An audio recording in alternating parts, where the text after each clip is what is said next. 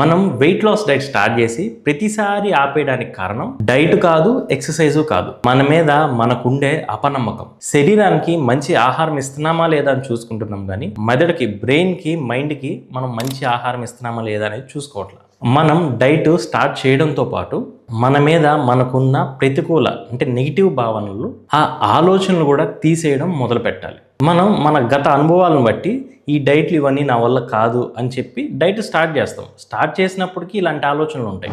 నేను 2 రోజులు కూడా డైట్ ఫాలో అవ్వలేను, నేను లావుగా ఉంటాను, ఇంత బరువు తగ్గడం నా వల్ల కాదు, నా జీవితం ఇంతే, ఇలాంటి మాటల వల్ల, ఆ నెగిటివ్ ఎనర్జీ వల్ల డైట్ని మనం ఎక్కువ కాలం చేయలేము. చాలా మంది డైట్ స్టార్ట్ చేసే ముందే మనసులో ఓడిపోతారు. మన మైండ్కి ఏది నిజం ఏది అబద్ధం అనేది తెలియదు తేడా. మనం ఏ విషయాన్ని అయితే పదే పదే మాట్లాడతామో, పదే పదే ఆలోచిస్తామో అదే మన మైండ్ నమ్ముతుంది, అది నిజం అని అనుకుంటుంది, దాని వైపే మనల్ని తీసుకెళ్తుంది. సింపుల్ గా చెప్పాలంటే మన మైండ్ ఒక గూగుల్ మ్యాప్ లాంటిది. మీరు గమ్యాన్ని అంటే డెస్టినేషన్ ని నేను చేయలేను అని సెలెక్ట్ చేస్తే అది మనల్ని అదే వైపు తీసుకెళ్తుంది. అందుకే ఇక్కడ ఎఫర్మేషన్స్ అనేవి బాగా ఉపయోగపడతాయి. ఎఫర్మేషన్స్ అంటే అబద్ధంగా నేను స్లిమ్ అయిపోయాను అని చెప్పడం కాదు, మన బ్రెయిన్ కి సరైన డైరెక్షన్, సరైన విధానం చెప్పడం. ఇది ఎలా చేయొచ్చు అంటే ప్రతిరోజు ఉదయం లేచి ఒక అద్దం ముందు నిలబడి లేదా ఒక పుస్తకం, బుక్ కానీ మనం పెట్టుకొని దానిలో రాయాలి.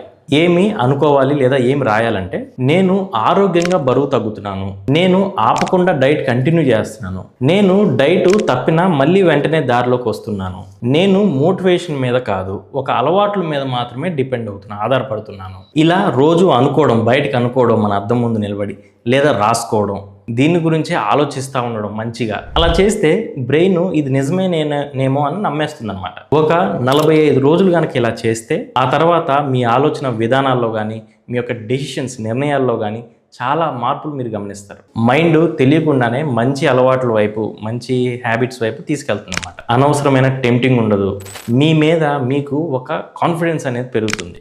మోటివేషన్ మీద అవసరం లేకుండా మీరు డైట్ కంటిన్యూ చేయడానికి బాగా హెల్ప్ అవుతుంది. ఫస్ట్లో చెప్పినట్టు మీరు కనుక ఎలాగైతే శరీరానికి ఆరోగ్యమైన ఫుడ్ ఇస్తారో మైండ్కి కూడా ఆరోగ్యకరమైన ఆలోచనలు ఇవ్వాలి, ఆలోచనమైన అలవాట్లు నేర్పించాలి. ఇలా అద్దం ముందు నుంచొని అనుకోవడం కానీ లేదా రాసుకోవడం కానీ, ఆలోచించడం కానీ, దీనివల్ల మీ క్యాలరీస్ ఏం ఖర్చు అవ్వవు. కానీ మైండ్ ఎలా మారిపోతుంది అని అంటే, మీకు ఎప్పుడైనా ఆకలి కోరికలు వచ్చినప్పుడు కంట్రోల్ చేసుకోవడానికి, ఒక తప్పు చేసిన తర్వాత మళ్ళీ వెంటనే డైట్ కంట్రోల్లోకి, ట్రాక్లోకి రావడానికి, ప్రయాణం మధ్యలో వదిలేకుండా ఉండడానికి, అవి మీ మైండ్కి ఒక బలాన్ని ఇస్తాయి. మీరు మీతో మాట్లాడుకునే విధానం మారుతుంది. ఆ విధానం మారితే మీ నిర్ణయాలు కూడా మారుతాయి. మీ నిర్ణయాలు మారితే మీ శరీరం మారుతుంది. ఈ వీడియో కనుక మీకు నచ్చితే ఆలోచన ఆర్ థాట్ అని కామెంట్ చేయండి.